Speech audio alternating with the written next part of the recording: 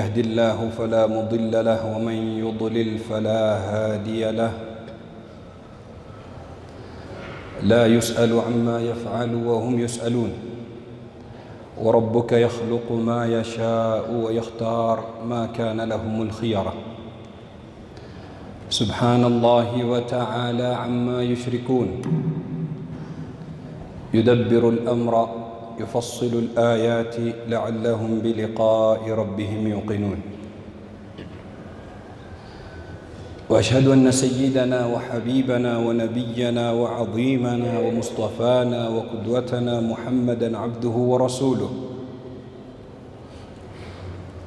وصفيه من خلقه وحبيبه، بلغ الرسالة وأدى الأمانة ونصح للأمة فكشف الله به الغمة، وتركنا على المحجة البيضاء ليلها كنهارها لا يزيغ عنها إلا هالك ولا يتنكبها إلا فاسق. فاللهم صل وسلم وزد وبارك وتكرم وتحنن عليه وعلى آله وأصحابه ومن تبعهم بإحسان إلى يوم الدين. وبعد، أحبتي في الله، أوصيكم وأوصي نفسي المذنبة بتقوى الله.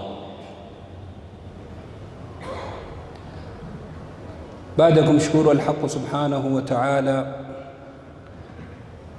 na kumtakia rahma na amani kipenzi chake na kipenzi chetu Bwana Mtume Muhammad sallallahu alayhi wa ala alihi wa sahbihi wa sallam.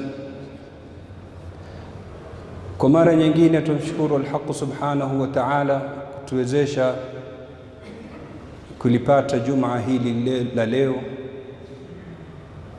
Tumuomba tutakabalia ibada kama hii na saira al-ibadat, innahu waliyu dhalika wal qadiru alayhi. Ahibati fillah, anapokea al-Imam Abu Daud katika sunan yake na vile vile al-Imam Ibn Hibban katika sahihi yake na al-Imam al-Hakim an-Naisaburi katika al-Mustadrak ala as-Sahihain kutoka kwa sahaba Uqba ibn Amir radiyallahu anhu kwa Mtume sallallahu alayhi wasallam amesema, khairun nikahi aisaruhu, nikaha iliyokuwa bora ni ile ambayo kwamba ni nyepesi zaidi na sahali zaidi. Al-Haq subhanahu wa ta'ala amemuumba mwanadamu katika jinsia mbili tofauti, ya kiume na ya kike,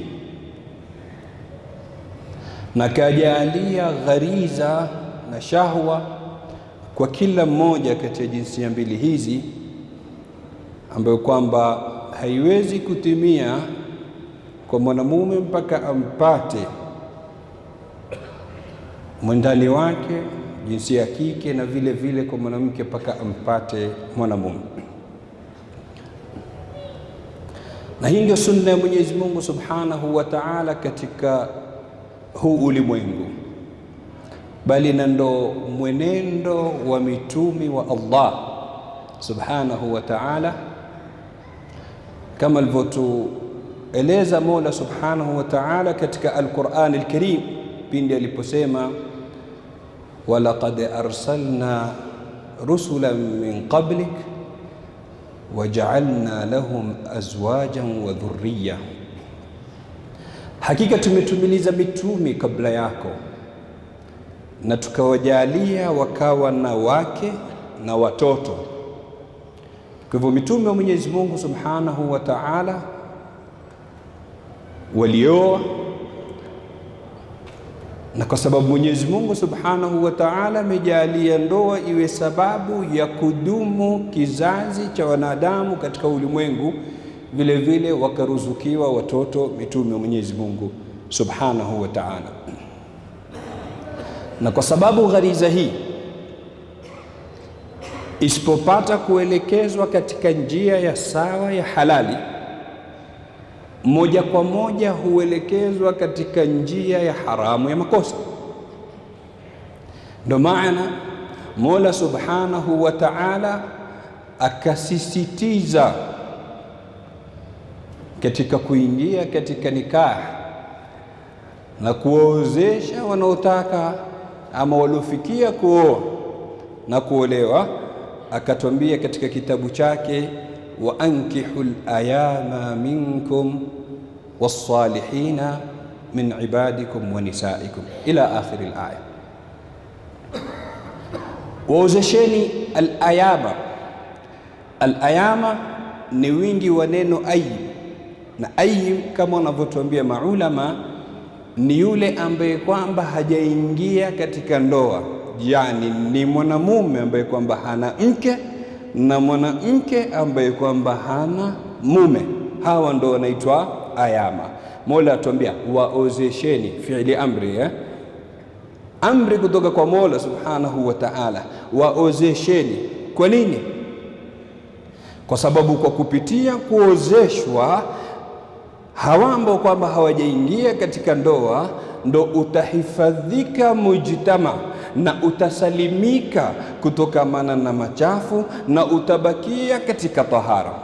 Na likikosekana hilo, kutaenea fahisha, kutaenea radhila, kutaenea machafu ambayo kwamba yatasababisha laana ya Mola Subhanahu wa Ta'ala, yatapelekea katika kupatikana watoto wa nje ya ndoa na kukithiri, kutapelekea katika kupatikana maradhi ambayo kwamba tulikuwa hatujawahi kuyasikia kabla ya hapo, kama ilivyokuja katika hadithi ya Mtume sallallahu alayhi wasallama iliyopokewa na Ash-Shaykhan kutoka kwa Abdullah ibn Umar, asema Mtume sallallahu alayhi wasallama, walam tadhhar al-fahishatu fi qaumin qat hatta yu'linu biha illa fasha fihim at-ta'un wal awja'u allati lam takun fi aslafihim alladhina madaw.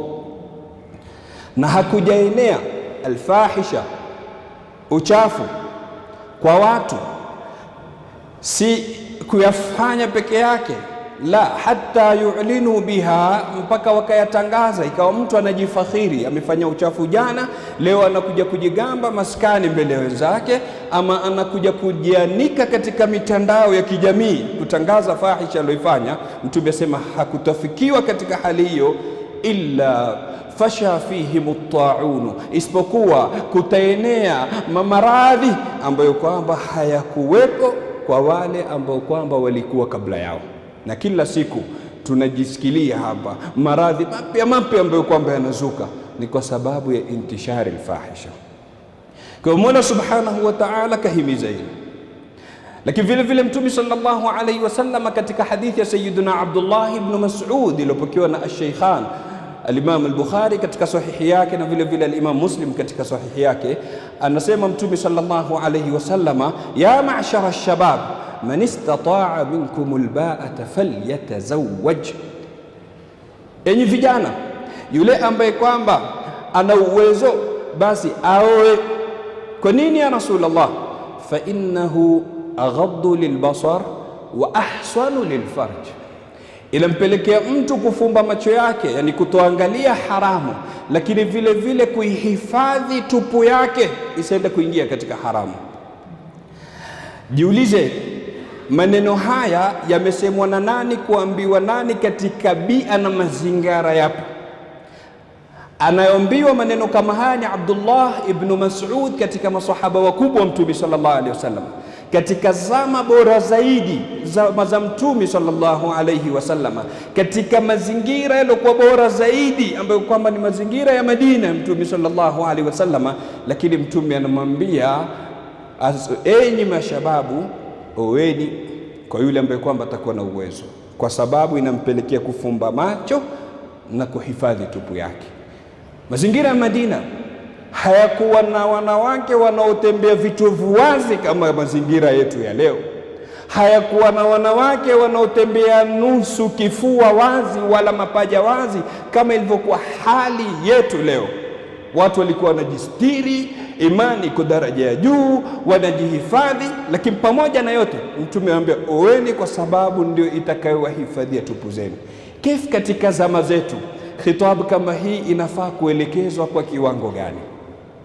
Kwa hivyo Allah subhanahu wa ta'ala kahimiza na akamrisha, lakini vile vile Mtume sallallahu alayhi wasallam akaamrisha na akahimiza kwa ajili ya kuhifadhi umma kutoingia katika machafu.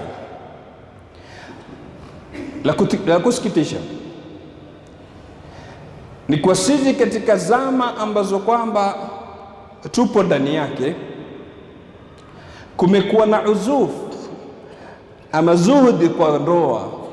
Yani wengi katika vijana, wengine wanakaribia miaka 30, wengine washavuka miaka 30, lakini unaona mtu bado anajishauri katika swala la ndoa, swala ambalo kwamba ni fitra, ni maumbile, lakini mtu bado anajishauri nioe nisioe. Yani kama mtu kusema nile ama nisile, swala la fitra, maumbile ya Mola subhanahu wa ta'ala. Lakini mpaka kufikia hapo kumekuwa na sababu nyingi ambazo kwamba zimechangia. Jambo la kwanza, mitizamo ya kimakosa katika swala la ndoa ambayo kwamba wanaipata vijana, na haswa katika mitandao ya kijamii. Lakini na picha ambazo kwamba zinaonekana katika baadhi ya majumba kwenye jamii yetu zinazowathibitishia lile ambalo kwamba wanalisikia katika mitandao ya kijamii, kwa kule kuolewa ni kuteswa, kuoa ni kuishi katika dhiki. Sasa kimwangalia dadake ambaye kwamba ameolewa mwezi mmoja tukisha karudishwa nyumbani, lakini na yule mwingine amekwenda kapigwa mpaka kafurishwa uso, na yule mwingine amekwenda mpaka kafika katika kuuliwa ama kujitoa roho, anasadiki yale madai yanayosikia katika mitandao ya kijamii kuwa huku ni dhiki tupu. Kwa hivyo nampelekea kujivuta nyuma na kurefusha muda wa kuingia katika zawaji. Lakini na upande mwingine, banati zetu wakaghuriwa na maneno ya wale wanaojulikana kama watu wa feminism, kuwa ndoa ni kaburi la mwanamke, na mwanamke yoyote atakayekubali kuingia katika ndoa ajue amejizika kwa mikono yake mwenyewe. Kwa hivyo anaona mimi nikiingia katika ndoa naenda kujizika, wacha kwanza nizuie. Lakini vile vile ukiangalia huku nje utapata kuna sababu zingine zinazofungamana na mazingira. Yani mtu katika maeneo anayoishi, kila binti anayemtazama anamwona ni binti hajatulia. Kwa hivyo anasema hakuna wake wa kuoa zama zetu. Akiangalia vijana anaona vijana hawa ni wachezaji, hakuna waume katika zama zetu, afadhali nikae bila kuoa, afadhali nikae bila kuolewa. Kana kwamba hakuna mazingira mengine mazuri ambayo kwamba anaweza kupata mke ama anaweza kupata mume. Haya na mengine mingi yamepelekea vijana na wasichana wakawa wazito wa kuchukua uamuzi katika kuingia katika swala la ndoa. Lakini kuna na ile kasumba ambayo kwamba tumeijenga sisi wenyewe ya kuwa huyu bado ni mdogo. Mwenyezi Mungu Subhanahu wa Ta'ala katika kuumba kwake amemjalia kijana akifika miaka 15 ashabalighi, akifika miaka 18 ashafika kilele cha shahwa, tayari ana raghabati zake. Sasa huyu akifika miaka 18 anaambiwa ngoja kwanza ugraduate, maliza masomo kwanza. Akimaliza masomo anaambiwa kwanza fanya kazi, kwa sababu kuoa ni gharama. Anafanya kazi, anakaa miaka 10. Baada ya hapo, hebu niambie unamnasihi vipi kuzikontrol shahwa zake kijana kama huyu? Utamwambia afunge, atafunga bagalini. Jishughulishe, nenda kacheze mpira, nenda gym, nenda kafanye lile na lile. Kutakuja wakati lazima zile shahwa zitamghilibu. Sasa sisi tukamjenga kwa wewe ni miaka 18 ni 20 bado mdogo. Sisi ndo tumemprogram hivyo. Mbona katika baadhi ya jamii Mtoto akiwa katika umri kama huo anasoma asubuhi na jioni anakwenda kufanya part time job, anajituma, anasoma asubuhi na anaweza kujiendeleza, kajiangalia maisha yake. Kina Usama bin Zaid waliongoza jeshi lililokuwa na maswahaba wakubwa wakiwa na miaka 18. Kwa nini sisi tunamhisisha mtoto wa miaka 18 ama 20 kuwa bado ni mdogo, hujafikia huko? Natija yake inakuwa nini? Huku ametaka kuingia katika halali, tumemwekea vizuizi, amekwenda kujipata katika haramu, kwa sababu anataka kutoa ile ghariza iliyoko ndani yake, anatafuta njia yote ambayo kwamba atatolea nayo. Lakini kuna na janga lingine kubwa zaidi, tumeifanya halali kuwa nzito, vijana na banati wakapata kuwa haramu ni nyepesi na sahali. Mola Subhanahu wa Ta'ala anatuhimiza tuwaozeshe, anatuhimiza wa ankihul ayama minkum, lakini Mtume sallallahu alayhi wasallam vile vile anatuhimiza tuwafanyie wepesi hawa swala la ndoa, akisema idha atakum man tardawna dinahu, na katika riwaya idha khataba ilaykum man tardawna dinahu wa khuluquhu fazawwijuhu. Hadithi imepokewa na al-Imam at-Tirmidhi. Atakayewajiliani nyinyi akaleta posa kutoka kwenu na mnaridhia dini yake na tabia zake, akhlaki zake, fazawwijuhu, muozesheni. Hii ni amri kutoka kwa Mtume ya kufanyia yusr ama kufanya wepesi katika swala la ndoa. Sisi tunaangalia haya mawili. Sisi anayekuja tunamwangalia kwanza ana kazi gani, anatoka katika familia ipi, anamiliki gari ama la, anaishi mtaa upi. Hizi ndio mizani ambazo kwamba tunazozitumia sisi. Kwa hivyo anaweza kuja kijana ambaye kwamba ana dini na akhlaki na akarudishwa kwa hoja kuwa hana uwezo. Mola anatuambia in yakunu fuqaraa yughnihim Allahu min fadli, ikiwa watakuwa ni mafukara Mwenyezi Mungu atawatajirisha. Una wasiwasi wewe na ahadi ya Mola Subhanahu wa Ta'ala na dhamana yake? Anasema ikiwa hawana uwezo Mwenyezi Mungu atawatosheleza, ikiwa ni mafakiri Mwenyezi Mungu atawapa uwezo. Mpaka baadhi ya salafu walikuwa wakishangaa wakisema ajaban liman yabhathu anil ghina fi ghairi zawaj. Tunamshangaa mtu ambaye kwamba anatafuta utajiri katika njia nyingine sio kuwa ya ndoa. Yani Mwenyezi Mungu ashakwambia nitakutosheleza, nitakutajirisha, wewe unaogopa kuoa kwa sababu nini? Huna uwezo. Sasa utaupata vipi ule uwezo kama ile sababu ya kukupa uwezo hujaiendea?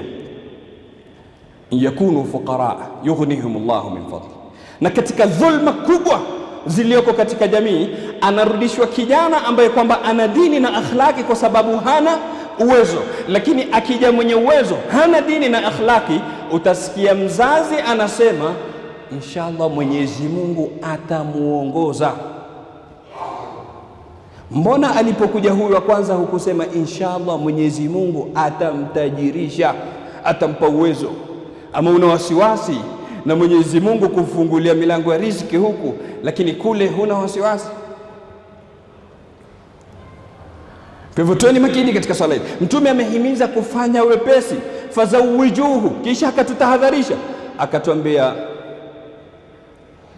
man atakum man tardawna dinahu wa zawwijuhu wa khuluquhu fazawwijuhu in lam taf'alu, ikiwa hamutafanya hilo kutatokea nini ya Rasulullah? Asema takum fitnatun fil ardi wa fasadun kabir, na katika riwaya fasadun arid. Ikiwa hamkulifanya hilo kutakuwa fitna tu katika ardhi na ufisadi uliokuwa mkubwa. Na pale kulipokuwa na uzito katika kufanya wepesi swala la ndoa, kumeenea uchafu mpaka imefika kiwango katika baadhi ya jamii zetu wenyewe sisi, mtu haolewi mpaka pale anapokuwa ashazaa mtoto mmoja ama wawili nje ya ndoa. Watu washafanya fahisha, washavuruga ansab na saba, washazichanganya, washazaa watoto nje ya ndoa, ndo kunakuja kisha kunafanywa nini? In lam taf'alu takum fitnatun fil ardi wa fasadun kabir. Na kwa nini kusiwe na fitna? Na fitna zimewazunguka vijana wetu katika kila kona, ndani ya majumba kwenye screen, kila anachokiona kinamshawishi na kumwinua shahwa yake. Katika studies zilizofanywa kuhusu filamu zinazotazamwa, kumesomwa filamu 500 peke yake. Wakasema wasomi, 70% katika yanaonyeshwa katika filamu kama hizi yanaamsha shahwa, yanafundisha watu wizi na yanawafundisha watu ujambazi. 70%. Hiyo ni idadi kubwa sana, ama ni nambari kubwa sana. Sasa yule kijana ambaye kwamba pale nyumbani katika shasha, katika screen anaona kitu ambacho kwamba kinamwamsha shahwa zake na bado hajaingia katika ndoa, unataka zipeleke wapi? Lakini na kuna hii fitna kubwa zaidi ya simu, shasha nyingine, screen nyingine, kila sampuli ya uchafu uko ndani pale. Na subhanallah, namna watu walivyokuwa mahodari katika kueneza uchafu wao, hata ukisema utajihifadhi wewe, usiende katika websites, usiende katika channels ambazo kwamba ni chafu, useme kwa mfano utaingia usikilize mawaidha, usikilize nashidi ama kasida, pale pale unaletewa ad, unaletewa advertisement ya mwanamke yuko nusu uchi. La ilaha illallah, mpaka katika kusikiliza mawaidha. Yani unafuatwa huko huko. Lakini akitoka nje kama tulivyoeleza, anakwenda kupambana na mapaja, anakwenda kupambana na vifua na vitovu. Hebu huyu mtoto ama huyu kijana ambaye kwamba anapambana na yote hayo, unamwelekeza apeleke wapi shahwa zake? Lakini katika kufanya uzito katika swala ndoa, ni swala la kuweka magharama makubwa. Wazee, muogopeni Mwenyezi Mungu na mufanye wepesi katika swala la mahari. Sayyidatuna Aisha anatuambia katika hadithi iliyopokewa na Imam al-Bukhari, Mtume sallallahu alayhi wasallama, hakuna yote katika wake zake aliowaoa wala banati zake aliowaozesha ambaye kwamba mahari yake ilizidi dirham 500. Leo unashangaa na unashtuka ukija ukisikia mahari zinazoitishwa na zinazotajwa katika nikah. Unasikia mtu anakuambia nimekwenda kuhudhuria katika nikah, mahari iliyotajwa pale ni dola 50,000. Yani kunazungumziwa zaidi ya milioni 6. Mwingine anasema nimekwenda kutaka binti, mahari niloitishwa ni diamond. Huwa ananiambia mimi mwenyewe binafsi, tumewafanya banati zetu kana kwamba ni sila, ni bidhaa tunayuza. Yani mtu anaona nimemlisha miaka yote hiyo, nikamsomesha, nikalipa fees zote hizo, unataka kulipa. Yani umemfanya mtoto wako ni bidhaa katika soko, chochote utakachopewa ndo thamani yake. Sasa kumepatikana ghala fil muhur, na Mtume ametuambia katika hadithi tulioanza nayo, khairun nikahi aisaruhu, na katika riwaya aisaruhunna mu'na aktharuhunna baraka. Wale ambao kwamba mahari yao yatakuwa ni madogo, gharama zao zitakuwa ni ndogo, ndo watakuwa na baraka kubwa. Leo tufanya maharusi kwa mamilioni, kisha baada ya wiki wasikia watu wametalikiana kwa sababu ya kukosa baraka aliyotaja Rasulullah sallallahu alayhi wa ala alihi wa sahbihi wasallam. Kwa hivyo kitu cha kwanza, wazee punguzeni mahari, vijana waoe. Kijana anabaki baada ya ndoa na deni la miaka 10-20 kwa sababu ya magharama yaliyowekwa kwenye mahari na mengine ma anzalallahu biha min sultan. Hizi ada na tamaduni ambazo kwamba tumeziweka mbele yetu, hebu tuziweke chini ya miguu yetu, tuzikanyage. Leo nakwenda huku unaambiwa sijui kuna maziwa ya babu, kule kuna kilemba cha mjomba, kule sijui kuna gora ya leso ya nyanya. Yote haya natoka wapi? Kwa nini tutatie uzito katika swala la khair? Na Mtume sallallahu alaihi wasallam anatuamrisha kufanya wepesi. Lakini na hizi ada ambazo kwamba zaibuka kila leo, leo imekuwa baadhi ya watu hata posa, hutuba, mpaka kukodishwe holi kualikwe na watu, kufanywe na sherehe, kupikwe na mavyakula. Gharama zote za nini hizi? Na katika bid'a mbovu zilizojitokeza hivi karibuni, wana kitu wamekizua, wanakiita Panadol Party. La ilaha illallah. Panadol Party ya nini tena? Wasema tushacheza harusi siku kadhaa, tumechoka, kwa hivyo tunatafuta painkiller, tunataka watu wa kutumassage, kwa hivyo kunatengezwa ama kunakodishwa holi, kunaalikwa watu, kuna sijui kunaletwa wakandaji, kunaletwa sijui na hizo panadoli na magharama yote haya nini? Kwa nini twazidi kulifanya zito swala hili? Wengine wameleta bid'a ya zawadi. Yani mtu akihudhuria, kama ni mwanamume akitoka kwenye nikaha na mfuko ina kanzu ndani, na kama ni mwanamke akitoka kule katika harusi upande wa wanawake ana abaya katika mfuko. Ya Latif. Kisha baadaye kila mmoja anakuwa anataka kuiga. Kwa nini kina fulani walitoa sisi tusitoe? Kina fulani walifanya, kwa nini sisi tusifanye? Tumefikia kiwango leo harusi inaweza kuchezwa wiki nzima. Gharama zote za nini hizi? Kwa nini tulete uzito katika swala la halali? Leo nisba ya unusa iko juu sana. Yani watoto wa kike ambao kwamba wamefikia umri mkubwa na bado hawajaolewa ni kwa mamilioni. Yani unaweza kupata katika nchi moja tu, katika nchi za Kiislamu, ina mabinti wanaozidi milioni 13 sio wameolewa kawachwa ama mume akafariki, hawajaolewa kabisa. Na ukiziona zile percentage utashika kichwa. Lebanon inaongoza kwa 85% ya mabinti bado hawajaolewa na washafika miaka 35. Hatuzungumziwa 30 wala ya 20.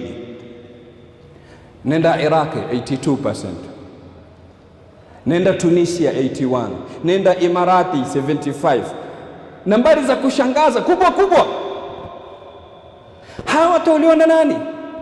Na mtu anaishi katika hali ngumu, anaathirika katika afya ya akili, kwa sababu anakaa katika nyumba, yeye ashavuka miaka 30, mara anasikia uwalishi wa harusi ya mmoja katika marafiki zake. Unadhani atahisi vipi? Kumepita miezi, anasikia kuna mtoto amezaliwa katika familia. Unadhani ile hisia ya umuma ya kutaka kuwa mama ndani mwake atakuwa katika hali gani? Kwa hivyo yanatokea mambo kama haya. Ikifika tarehe yake ya kuzaliwa, anajiona mimi ndo nabaki hapa, nazeeka, naoza, umri unakuwa mkubwa, wenzangu wanaolewa. Mmoja anamhutubu babake, anamwelekea, anamwambia wallahi sitakusamehe na nitakwenda kushtaki mbele ya Allah. Kwa nini? Wanakuja khutab, wanakuja wenye kutaka kuleta posa, anawarudisha kwa sababu zisizokuwa za msingi. Binti yangu anasoma saizi, nenda. Akimaliza kusoma, mwache kwanza afanye kazi, nenda. Wanarudishwa watu, mmoja, wa pili, wa tatu. Binti amefika miaka 30, anakaribia miaka 40. Babake yuko katika sakaratil maut. Amwambia baba, mimi sitakusamehe, nitakwenda kushtaki mbele ya Mola. Rafiki zangu nilosoma nao leo ni mamama na wengine ni mahababa, ni mabibi washajukuu. Mimi niko hapa, umekaa unarudisha watu tu kila saa kwa sababu zisizokuwa na msingi. Sitakusamehe. Wako wapi katika zama zetu mfano wa Said ibn al-Musayyib rahmatullahi alayhi, sayyidu tabi'in, bwana wa tabi'ina? Said ibn al-Musayyib alikuwa na mwanafunzi wake anaitwa Abu Wadaa. Abu Wadaa siku hiyo amekosekana katika darasa kwa muda fulani, kisha baadaye akaja Sayyiduna Said, anamuuliza mbona kuna masiku hatukuoni? Anamwambia nilifiliwa na mke wangu, nikashughulishwa na masala ya kumzika. Amwambia ushapata mke mwingine? Said ibn Musayyib anamuuliza mwanafunzi katika wanafunzi wake, amwambia waman yuzawijuni, hivi nani mtakayeniozesha mimi na similiki isipokuwa dirham 2-3, sina mali mimi maskini, nani atakayeniozesha? Said ibn al-Musayyib akamwambia mimi nitakuozesha. Akamwozesha binti yake, si binti wa kawaida, binti wa mwanachuoni alotoka katika nyumba ya ilmu na ibada na takwa. Mtoto mwenyewe ni msomi wa daraja ya juu, ilmu ya babake yote mwenyewe akisema ilmu Saidin ma'i, ilmu ya Saidin nayo mimi utaipata hapa hapa, tauna haja kwenda katika darasa la Said, takusomesha mimi mwenyewe nyumbani. Binti ambaye kwamba ilikuja posa ya mtoto wa khalifa wakati ule Al-Walid ibn Abdul Malik, imekuja posa yake na akaikataa Said ibn al-Musayyib. Anaacha kule kwenye mabilioni, anamuozesha mwanafunzi katika wanafunzi wake, amwambia uko tayari? Pale pale wapo wanafunzi, kuna mashahidi ambaye nimekuozesha binti yangu kwa dirham 2. Wewe una dirham 2 3, hizo dirham 2 tu. Yule bwana amepigwa na butwa, namshangaa, ya Latif, binti ya Said mahari dirham 2, amfanywa kuchanganyikiwa, anatoka mbio amekwenda mpaka nyumbani. Anaanza kuita majirani wake, Said ibn Musayyib mimi ameniozesha binti yake. Mara anasikia mlango unagongwa, man bil bab, nani uko mlangoni? Anasema Said. Asema walinijia Saidi wote ninaowajua katika kichwa changu isipokuwa Said ibn Musayyib. Shekhe langu mtu mzima atoke aje, haiwezekani, hao ni masaidi wengine. Asema nikifungua ni Said ibn Musayyib. Ya Sheikh, ungeniita mimi nikakujia, kwa nini unakuja wewe mwenyewe? Asema nimeogopa wewe, baada ya kuonesha kuozesha binti yangu, nimeogopa Mwenyezi Mungu asije akanihisabu siku ya Kiyama kwa kukaa naye mimi ndani ya nyumba na ni halali yako, nikakusema nikuletee mwenyewe. Amekuja na binti yake mpaka kwa Said ibn Musayyib. Haitoshi, na baada ya muda mchache akampatia dinari 20,000, akamwambia mwanangu, zitawasaidia hizi katika kuendelesha maisha yenu. Wako wapi kina Said katika zama zetu, ambao kwamba wanaozesha banati zao kwa mahari zilizokuwa ndogo na juu yake wanawasaidia katika maisha? Bali wako wapi wale ambao kwamba watafuata sunna ile Mtume sallallahu alaihi wasallam? Alipokuja yule bwana, Mtume sallallahu alaihi wasallam akamuozesha na anachokihifadhi katika Qur'ani. Wako wapi ambao kwamba wako tayari kukubali mahari ya sura ambazo kwamba mtu amezihifadhi katika Al-Qur'an Al-Karim? Kwa hivyo ahibati fillah, nasaha nikimalizia nazo khutba, nasaha kwa wazazi, punguzeni gharama za nikaha. Kila ndoa halali inapofanywa nzito, haramu inakuwa nyepesi. Nasaha kwa wenye uwezo, Mwenyezi Mungu awabariki katika mali yao. Huu ni mlango mkubwa sana katika milango ya kheri.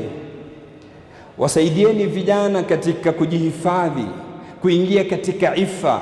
Waozesheni kwa wale ambao kwamba Mwenyezi Mungu amewapatia taufiki ya kufanya hayo, na mengine kwa makubwa kama mass weddings ambazo kwamba tunaziona katika maeneo mbalimbali, waendelee na waongeze.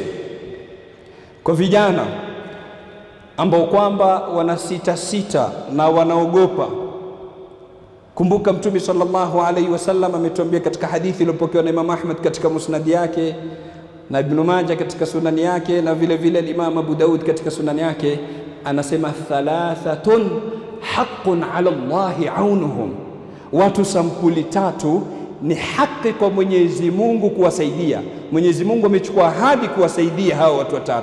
Mmoja katika hao Mtume akatuambia, annakihu alladhi yuridu alafafa, yule mwenye kuoa kwa lengo la kujihifadhi, hataki kwenda kufanya haramu, huyu ni haki kwa Mwenyezi Mungu kumsaidia. Usiogope, ingia katika ndoa, Mwenyezi Mungu atakusaidia. In yakunu fuqaraa yughnihimullahu min fadli. Na kwa banati, musighurike na ndoto za yale munayoyaona katika mitandao na kwenye matelevisheni, musighurike nayo. Yani zile picha ambazo kwamba tunaoneshwa katika misalsal, jamani, ile ni misalsal, ni vipindi, si maisha ya hakika. Pale watu wana acting, na wale ambao kwamba wanadhihirisha picha nzuri katika mitandao ya kijamii, sijui mume na mke wanaishi hivi, wanavaa vile, jamani, wale wanafanya kwa malengo yao, wanatafuta viewership, wanataka muwatazame kwa wingi ndio wapate kulipwa, lakini hizo dakika 2 muloyaona sio maisha ya masaa 24 wanaoishi ndani ya majumba yao. Lakini na vile vijana wapunguze tawakkuat walizokuwa nazo. Tunakuwa na matarajio mingi sana katika swala la ndoa. Kuna mmoja anatoa kisa, anasema rafiki yangu alikuwa ameweka masharti 30 kwa mke anayemtaka, awe hivi awe vile awe vile. Asema baada ya miaka 30 nakutana naye, amwambia vipi, ulimpata? Amwambia sijampata. Umeoa? Sijaoa mpaka leo. Masharti yako vile vile. Amwambia nibaki sharti moja tu 29 nayafuta. Sharti gani? Asema bora awe mwanamke. Kwani ulikuwa utaoa nani kuanzia mwanzo? Yule mmoja amekwenda kwa Abu Aziza, mmoja katika mashehe, akampatia masharti yake ya mke anayemtaka. Sema ba'atha mru'un li abi azizata marratan bi risalatin yubki wa yudhiku ma biha fiha yaqulu uridu sabiyatan hasnaa ma'rufatun ladaykum asluha wa afifa wa sharifa wa halima wa karima wa razina fi aqliha qad ahrazat fi al-ilmi ghayra shahadatin wa 'ala an-nisa turran tafuku bi fadliha wa uridu minha an takuna dhata malin wafirin fatu'tihi min ba'di an-nikahi li ba'liha wa uridu an takuna muti'atan amri fatatba'uni wa tahjuru ahla. Ngala masharti yote haya. Mimi nataka mke ambaye kwamba ni mpole, mzuri kushinda wengine wote, amesoma na shahada nyingi, degrees kadhaa nazo. Nataka mke ambaye kwamba ana pesa, baada ya nikah anipe mimi. Huwa tafuti mke atafuta ATM machine. Lakini nataka mke ambaye kwamba atanitii, asiwasikilize watu wake, anamfundisha mpaka kukata kizazi. Masharti mingi anampangia shekhe, amemletea Abu Aziz, bana nitafutie mke mwenye sifa hizi. Abu Aziz akamjibu akamwambia, wafa kitabuka sayyidi faqara'tuhu wa araftuha tika almatalib kullaha law kuntu aqdiru an ara man tashtahi talaqtu umma azizatin wa akhadtuha. Asema imenifikia mimi habari yako na nimeona masharti unayotaka, lakini lau naweza kumpata mwanamke mwenye sifa hizi nitampata lako umma aziza, ni muoe mimi wa mwanamke, sitokuletea wewe. Mwenyezi Mungu awasahilishe vijana wetu swala la ndoa. Mwenyezi Mungu Subhanahu wa Ta'ala uhifadhi mujtamaa wetu kutokana na uchafu. Innahu waliyu dhalika wal qadiru alayhi. Sallallahu wa sallam ala sayyidina Muhammad wa ala alihi wa sahbihi wa man tabi'ahum bi ihsan ila yawmiddin. Walhamdulillahi rabbil alamin.